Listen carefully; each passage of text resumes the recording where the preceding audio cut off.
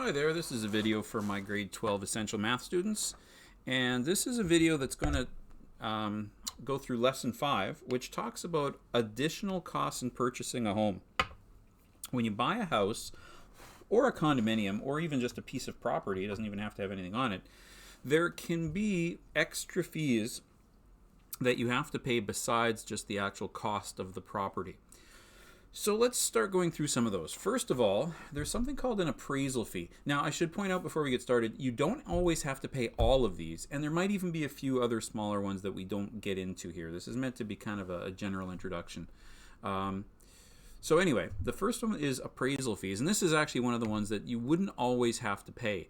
For example, if you bought a house that was through a real estate company, you know, the sign was through Century 21 or Remax or one of the big well-known and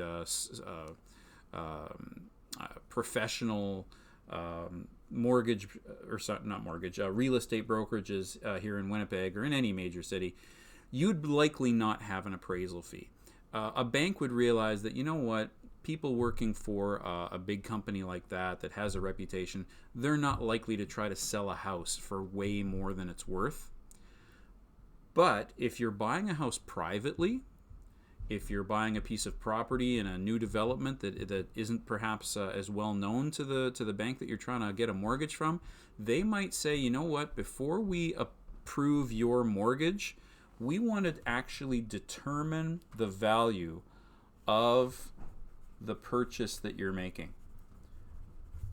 So they might hire a certified appraiser, actually send somebody to the property who knows the industry, who knows the real estate market, and would actually say, yep, this mortgage is definitely worth what this customer wants to pay for it. Okay? The reason for that, of course, is if for some reason you renege on your mortgage, if you go default on your mortgage because suddenly you lose your job, you can't pay for it, well, then the bank owns it, and if they already mortgaged it out to you for a lot more than it's worth, they're going to lose money. So that's what an appraisal fee is. Then there's inspection costs. This one's more something that the buyer would do. Now, in some cases, the market for buying houses, especially in some neighborhoods right now, is so competitive for the buyers that if you were to go and say, well, I'd like to put an offer on this property or on this house, but I'd like to get it inspected first, they'll probably just say, no, sorry, we'll move on to a different customer.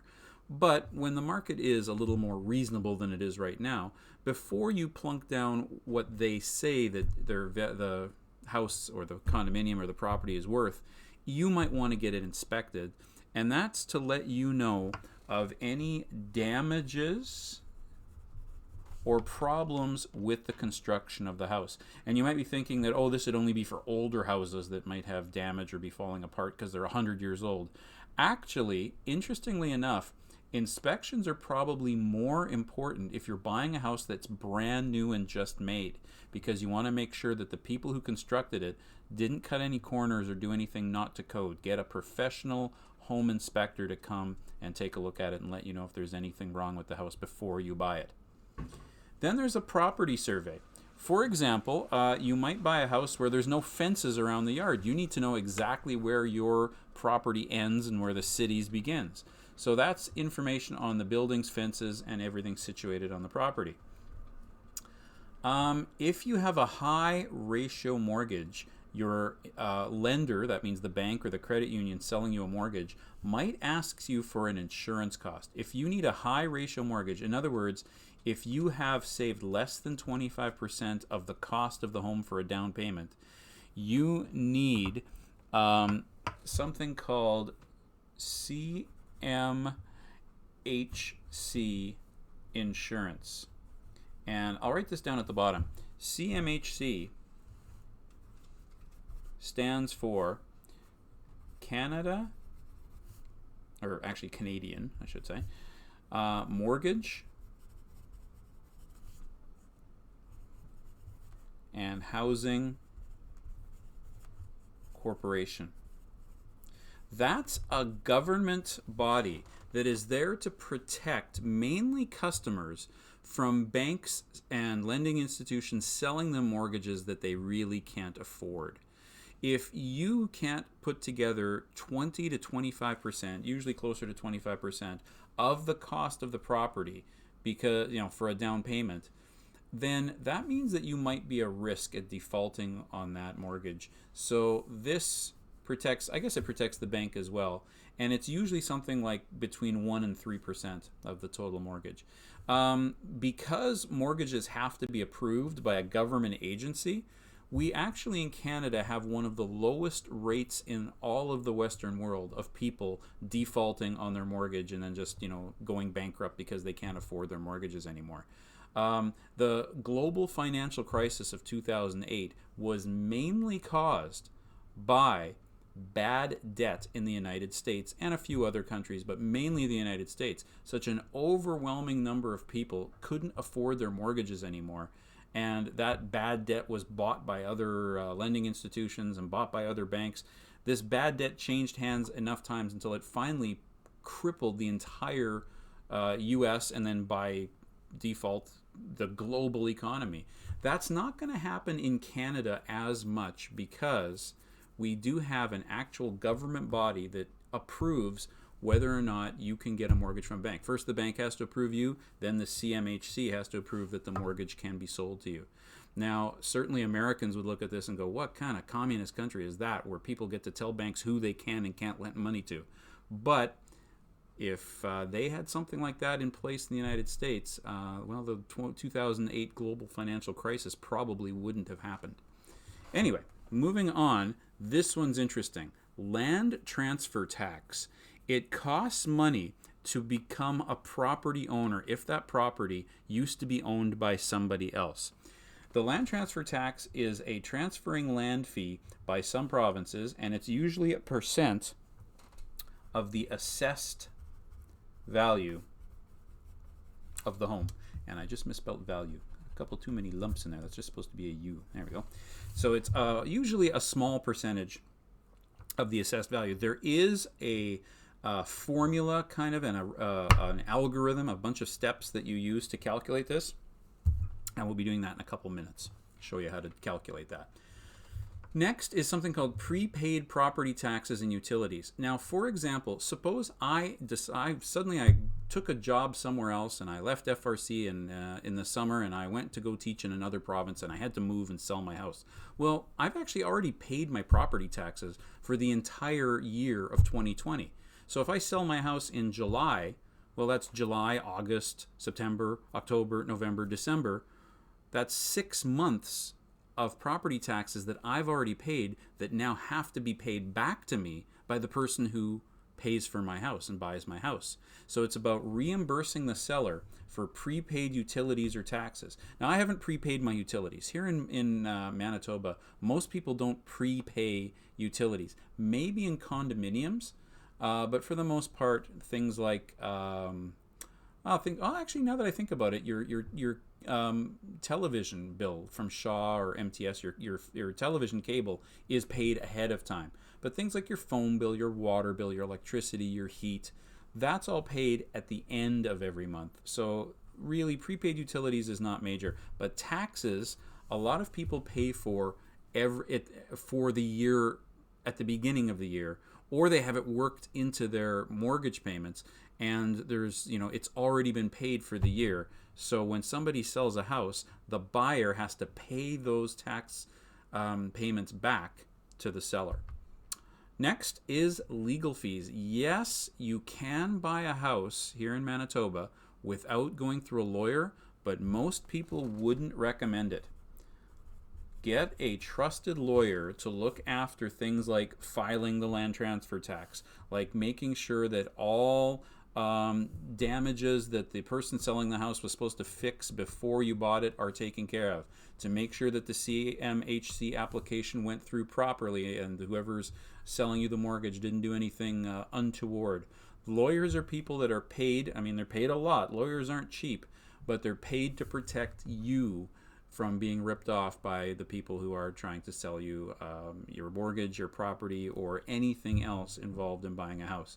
It is a good idea to use a lawyer, even if it costs you a few $100s when you are buying a house. It is the biggest purchase you're going to make in your life. It should be done right legally so that you're not left holding the bag with maybe much larger expenses than a few $100s because somebody took advantage of you. So lawyer fees are part of buying a house. Then, of course, believe it or not, there is sales tax on just about everything, and houses are no different. You pay the GST on new houses, the goods and services tax. There is no PST on a house, even a new one. And when you, and that's actually only when you buy a new home. When you purchase a resale property, there's no GST or PST, but there is GST on a brand new home. Of course, there's moving expenses, service charges, right? Sometimes just to come and hook up your electricity, your water, your natural gas, your cable, your internet. They'll charge you to connect you and hook it up. Then sometimes there needs to be repairs done to the house before you move in. Again, you'd be told that by the inspection people. Then, of course, there's appliances. Sometimes appliances come with your house. The people who move might not want to move their appliances if they're moving a long distance, or they're getting older anyway and they're going to move into their own new house that has appliances. I know when I bought my house, it came with a dishwasher and a fridge and stove, which the dishwasher was practically brand new, but the fridge and stove were old, so we ended up getting rid of them. But they were part of what was negotiated in the contract of buying the house. It also had a pool table, as you can see here. It's got like nothing but, I know it's sideways here. Let's see. There we go.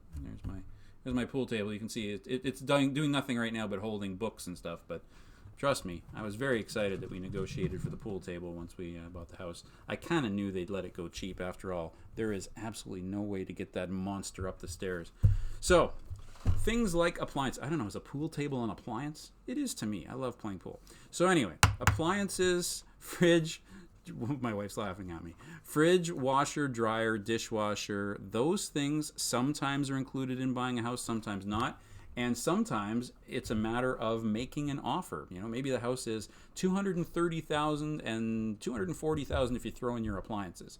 That kind of thing can happen. And again, good idea to have a lawyer involved in making these offers. Then there's decorating costs, right? Before you move in, you might want fresh coats of paint on the wall. Paint's not cheap. You might want to do some minor changes to the flooring. I'm talking about minor decorating, not major renovations. Major renovations would be kind of fall under immediate repairs and kind of stuff like that. So those are the extra costs that can happen, and only one of them is kind of complicated. Land transfer tax is actually kind of complicated. So let's do a couple of examples. First, let's do one that's just sort of a general question here. The house that Gerald and Amy want to buy costs $210,000. They need 5% of the purchase price for the minimum down payment and 2% for closing costs. Closing costs would be all of these things that need to get paid before the deal is done and you own the house. So how much do they need for the down payment and closing cost? Okay, so they need 5% of, remember that's percent and that's of, $210,000. And I'll punch buttons just to make sure I do that right. I could probably do it in my head, but I'll just 210,000 times 0.05, and that's 10,500. So that's my down payment.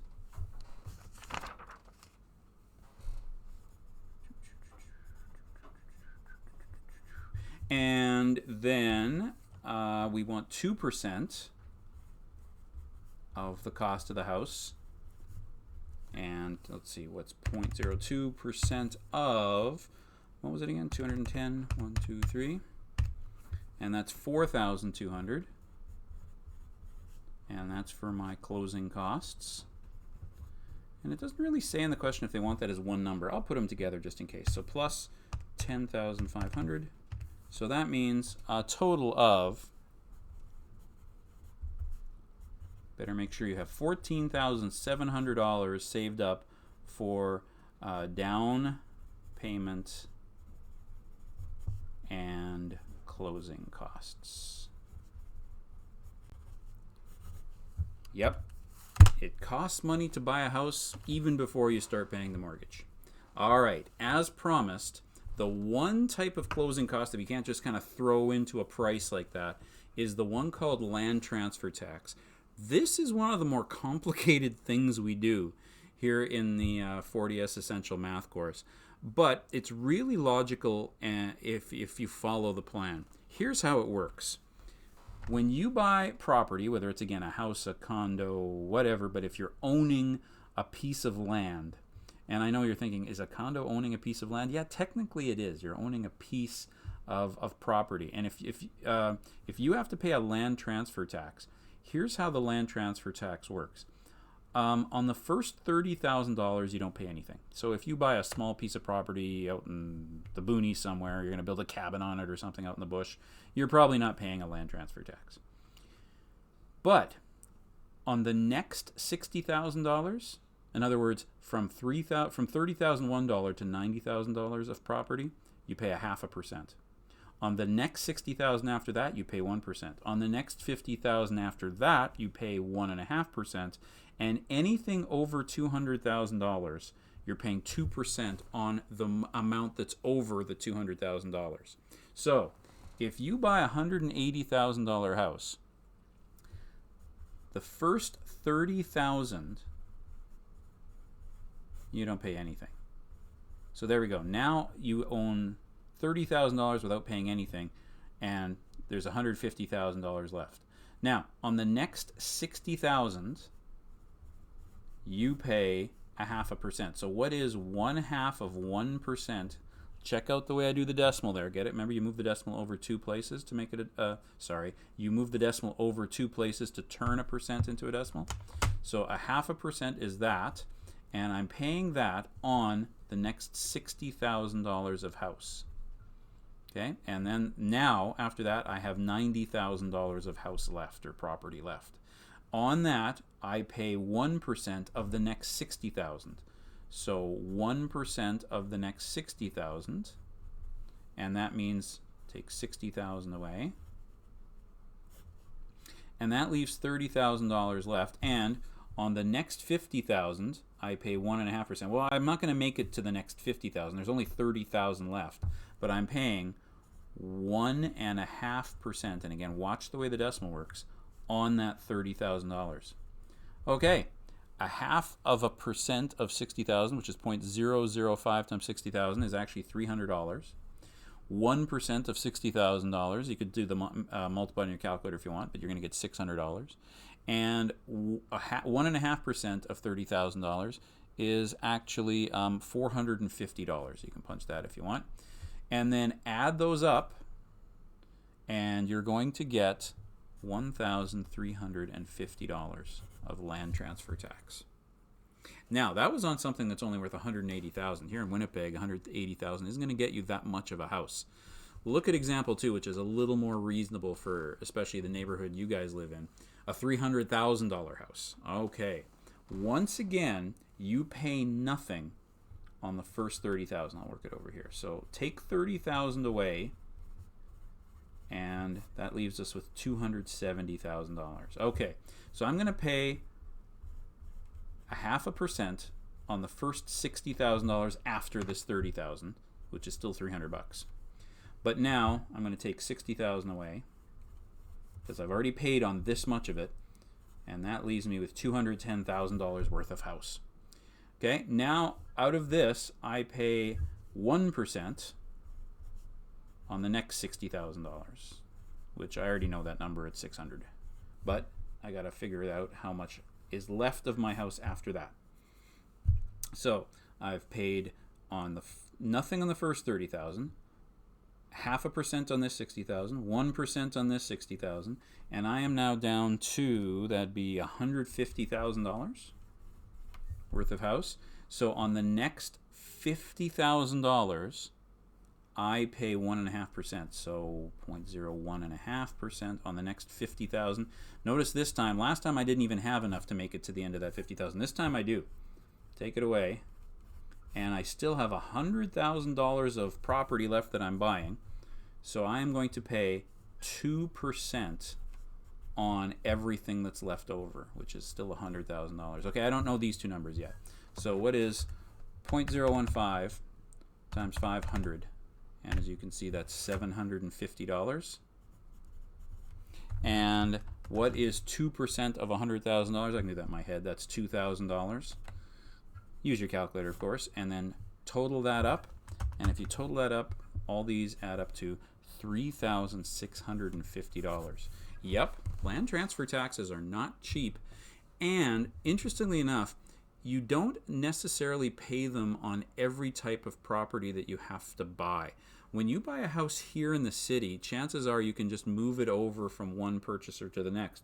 But if the land that they built the house on that you are buying didn't used to be residential land, say that it's a brand new house and before that house was built it was a park or it was owned by some company, then you very likely will have to pay a land transfer tax. So land transfer taxes are complicated to kind of figure out. There's a couple for you to try yourself in the homework. The homework has answer keys. And so you can now do the assignment number 5 in your assignment book. Okay, thanks for watching, everybody.